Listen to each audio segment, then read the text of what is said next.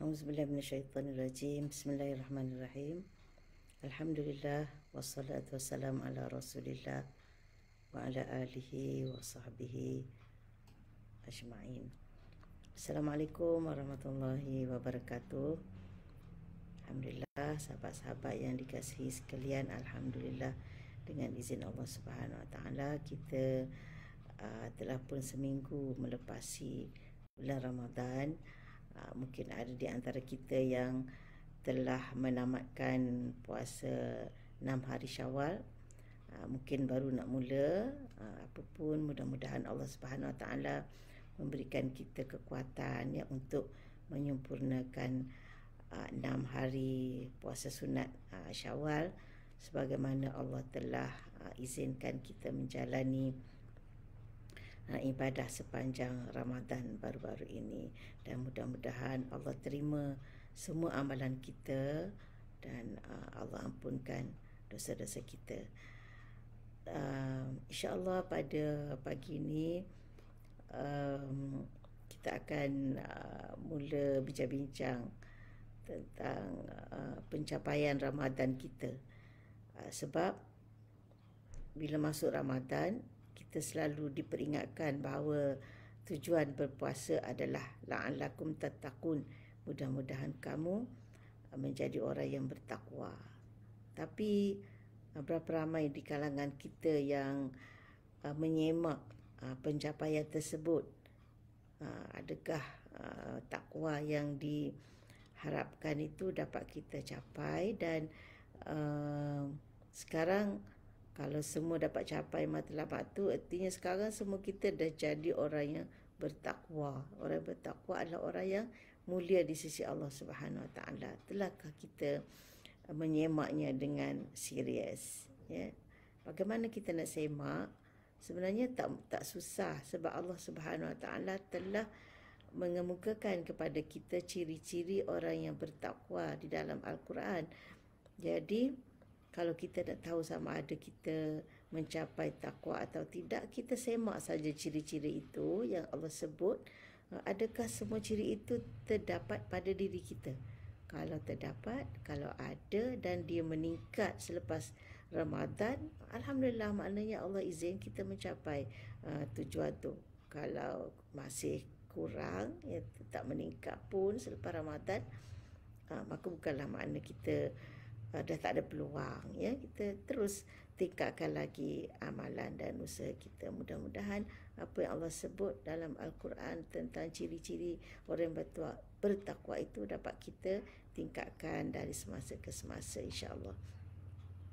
Ya, mari kita tengok sama-sama apakah ciri-ciri orang yang bertakwa yang telah disebut oleh Allah Subhanahu Wa Taala. Sebenarnya di awal Al-Quran lagi, ya, surah Al-Baqarah, daripada ayat 2 sampai 5, Allah perincikan apakah dia ciri orang yang bertakwa itu. Ya, iaitu Allah berfirman, auzubillahi minasyaitonirrajim, bismillahirrahmanirrahim, alif lam mim, dzalikal kitabul la raiba fihi hudal lil muttaqin. Jadi ini adalah kitab yang tidak ada keraguan tentangnya.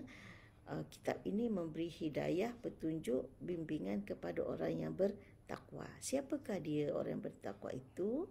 Iaitu yang pertama Allah sebut allazina yu'minuna bil ghaib, orang yang beriman dengan perkara yang gaib.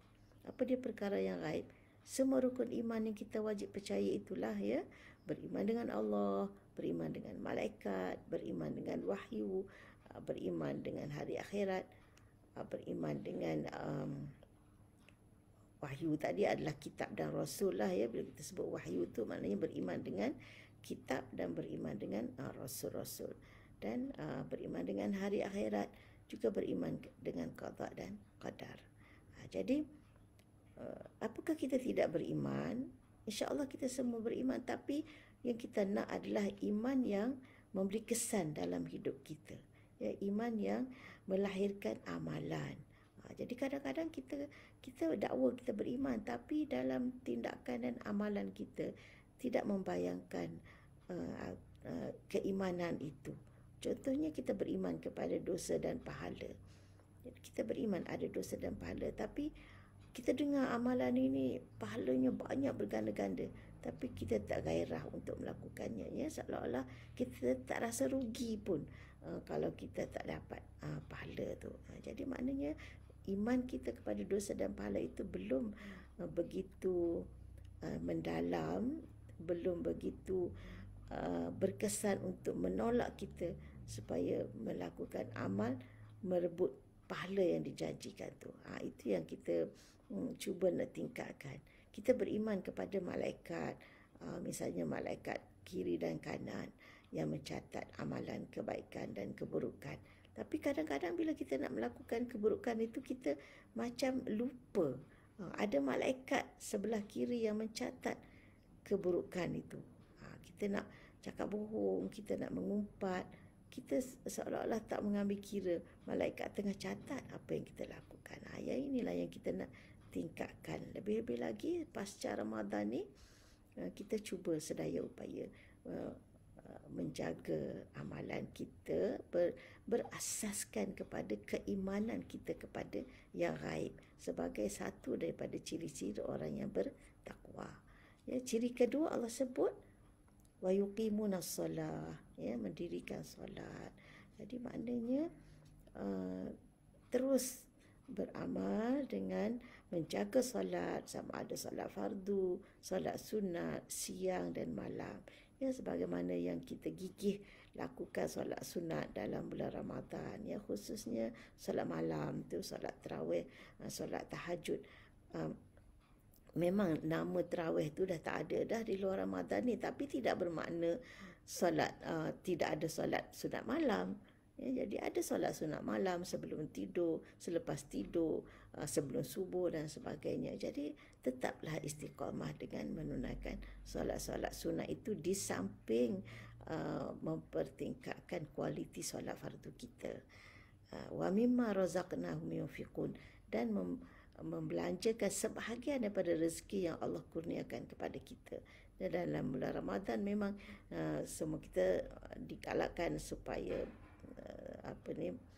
sangat pemurah mengikut sunnah Nabi SAW.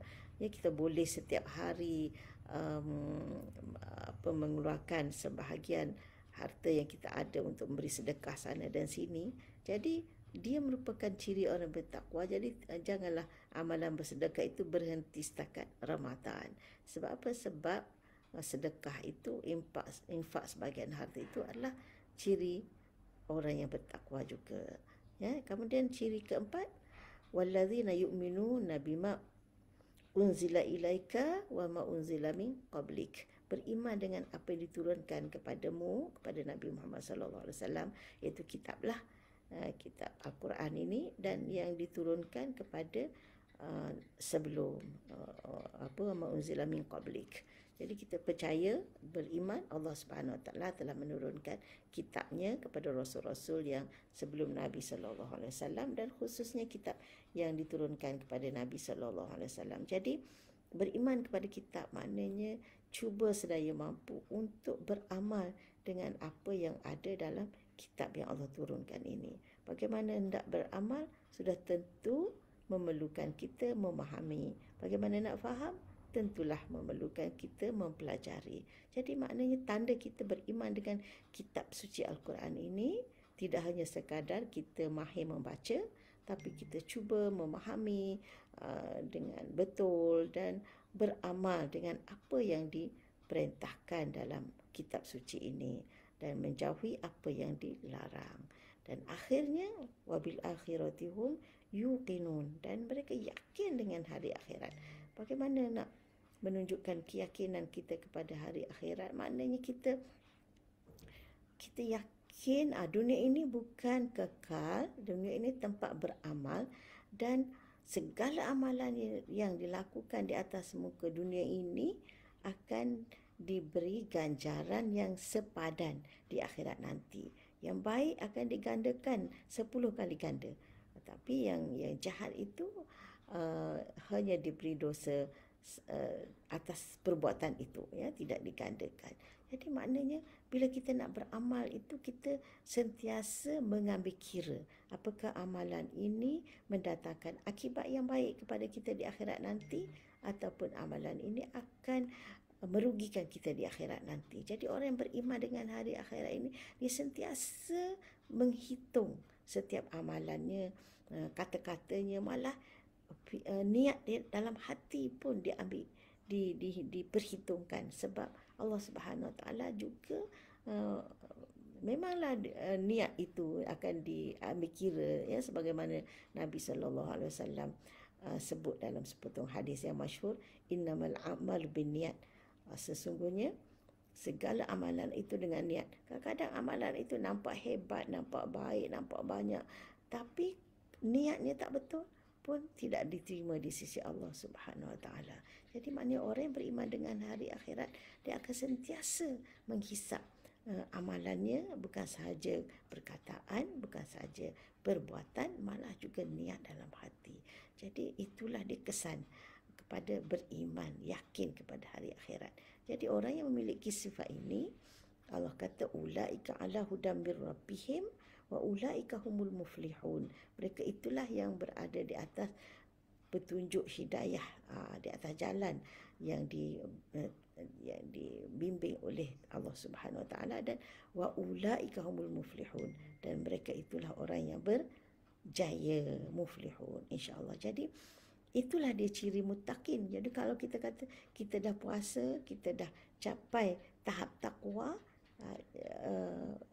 kita bukan hanya dakwa, tapi kita menyemak diri kita. Apakah ciri ini ada pada kita?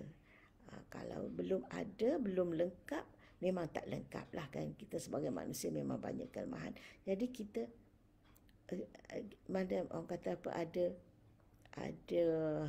panduan untuk kita tingkatkan diri kita berdasarkan kepada ciri muttaqin yang Allah sebut dalam di awal surah Al-Baqarah ini. Ada lagi ciri-ciri lain yang Allah sebut dalam ayat yang lain.